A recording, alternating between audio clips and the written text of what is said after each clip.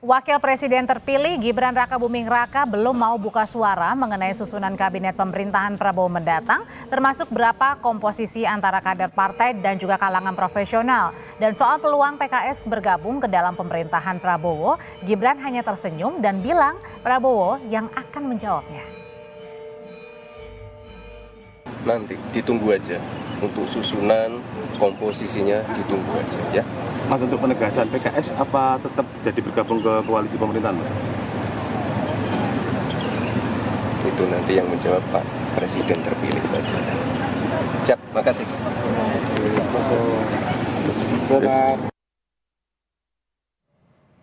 Sebelumnya Ketua Umum Partai Demokrat Agus Harimurti Yudhoyono juga menyinggung langkah Presiden terpilih Prabowo yang merangkul partai politik di luar koalisi. Kata AHY, koalisi bukan soal besar-besaran, tapi penting menjaga soliditas agar koalisi tak rontok di tengah jalan. Pernyataan AHY ini muncul sehari sebelum Ketua Umum Nasdem Surya Paloh menemui Prabowo di kediamannya di Jalan Kartanegara, Jakarta Selatan.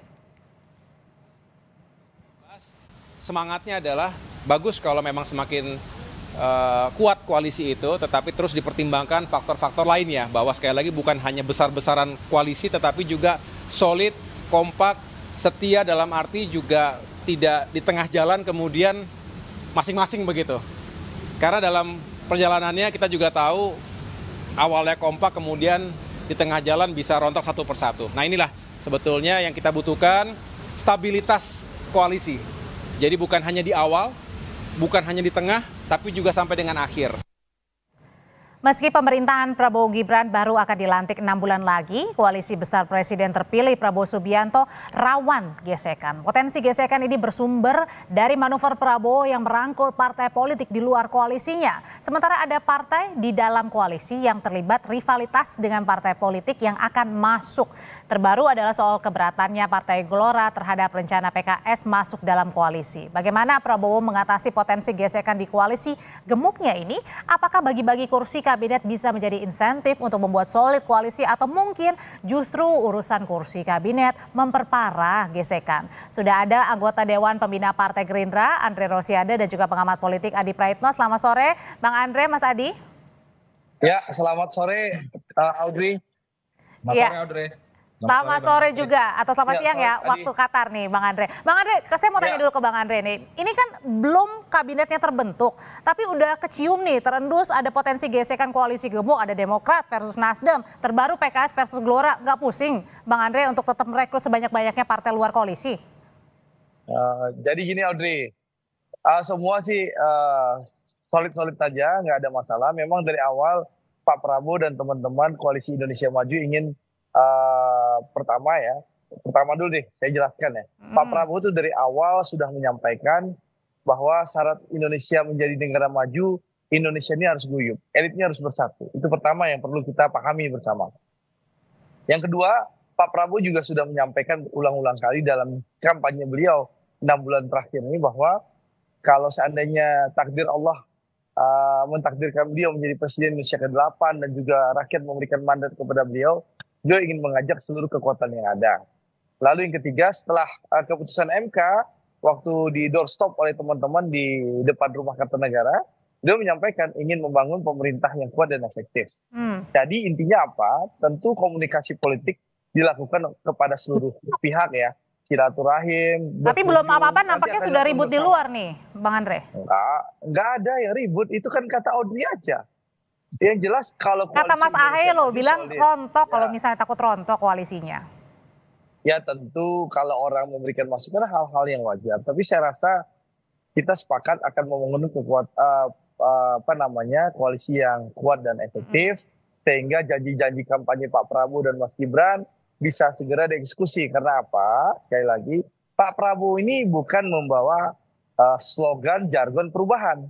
Yang di Pak Prabowo ini menyampaikan adalah semangatnya semangat berkelanjutan. Jadi 20 Oktober nanti dilantik menjadi Presiden Indonesia ke-8 menggantikan Pak Jokowi. Pak Prabowo itu tidak lagi mengalami transisi penyesuaian, ya, tapi langsung tancap gas bersama Mas Gibran melanjutkan keberhasilan yang sudah dilakukan oleh Pak Jokowi dan Kiai Ma'ruf. Nah, sehingga itu harus didukung oleh kekuatan koalisi yang kuat dan efektif. Dan alhamdulillah ya saat ini dengan pernyataan Nasdem dan PKB yang akan bergabung dengan koalisi Indonesia Maju, kalau dihitung-hitung kan sudah 75%. Oke. Jadi Kalau gitu tetap mau membuat koalisi yang gemuk ya, memasukkan banyak. Kalau itu kan dengan 75%, insya Allah koalisinya kuat dan efektif. Sehingga agenda Pak Prabowo dan Mas Gibran, janji-janji kampanyenya beliau berdua kalau gitu bisa dieksekusi. Bang Andre, kalau gitu saya langsung nanya ke Mas Adi deh. Kalau gitu dengan memperbanyak koalisi di dalam pemerintahan Pak Prabowo dan juga Mas Gibran, ini semakin memperkuat merealisasikan janji-janji Pak Prabowo dan juga Mas Gibran nggak sih? Atau sebaliknya ini kayaknya di luar aja udah riuh-riuh banget nih Mas Adi? Ya saya kira memang ketika ada kecenderungan Prabowo Subianto dan Gibran merangkul pihak-pihak yang kalah secara politik, sebut saja misalnya PKB dan Nasdem. Ini kan tentu sebagai upaya untuk mengamankan supaya kepentingan-kepentingan politiknya di 5 tahun yang akan datang ini tidak mendapatkan resistensi, tidak mendapatkan penolakan, terutama dari politisi parlemen. Tentu agak riskan, Audrey, kalau semua proyek-proyek mercusuar yang diinginkan oleh Prabowo itu mendapatkan penolakan dari parlemen. Seperti yang terjadi pada Jokowi 2014 ketika periode pertama jadi presiden, itu hampir setahun setengah Jokowi itu tidak bisa mewujudkan semua keputusan politiknya karena parlemen saat itu mayoritas dikuasai oleh pendukungnya Prabowo.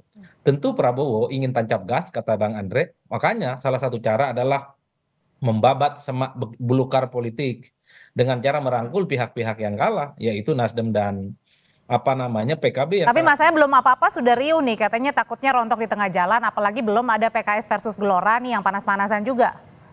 Ya saya kira memang secara alamiah ya memasukkan orang baru, apalagi orang baru itu adalah kompetitor yang saling bersaing dalam pilpres, pastinya akan mendapatkan penolakan.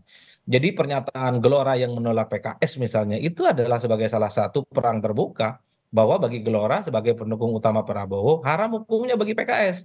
Karena PKS ini kan secara ideologis dan kepentingan politik berbeda dengan Prabowo, termasuk dengan Gerindra.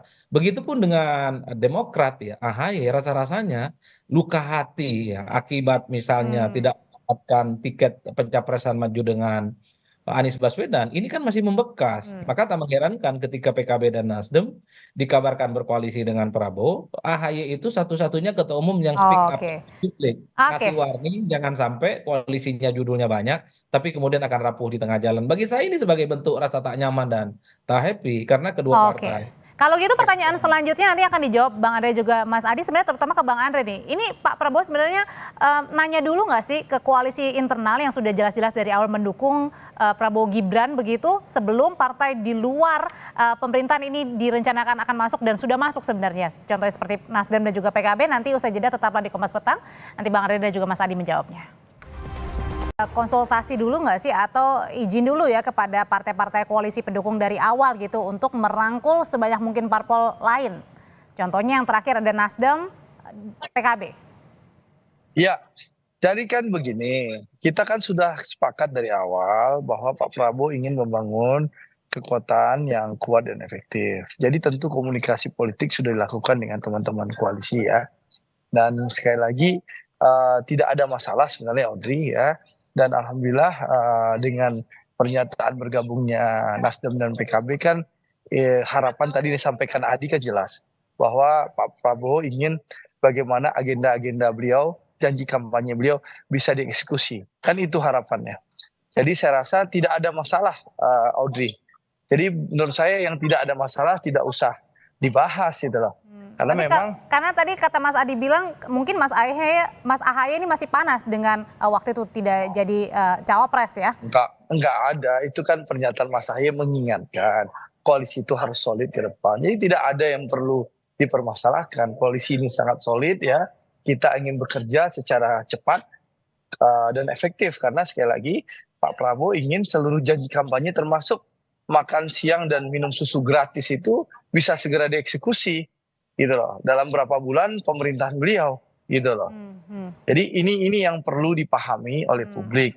Dan alhamdulillah memang komitmen Pak Prabowo sebagai tokoh pemersatu ingin merangkul seluruh kekuatan dan alhamdulillah itu direspon baik oleh PKB maupun Partai Nasdem yang sudah menyatakan dukungan terbuka untuk bergabung bersama dengan pemerintah.